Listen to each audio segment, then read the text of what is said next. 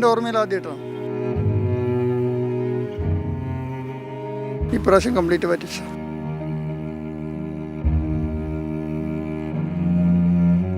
ഞാൻ ഇവിടുത്തെ നാട്ടുകാരനാണ്.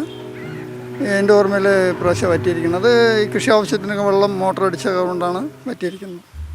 അല്ലെങ്കിലൊക്കെ അതുവരെയ്ക്കും അങ്ങനെ വെള്ളം ഉണ്ടാവും സാധാരണ. ഇത് കണ്ടില്ലേ, ഈ ചേർ കണ്ട് നിൽക്കുന്നില്ലേ, അത്രയെങ്കിലും വെള്ളം ഉണ്ടാവും, എപ്പോഴും ഉണ്ടാവും. ഇപ്രാവശ്യം കംപ്ലീറ്റ് പറ്റിച്ചു. ഇങ്ങനെ പറ്റിയിട്ട് എത്ര നാളായി?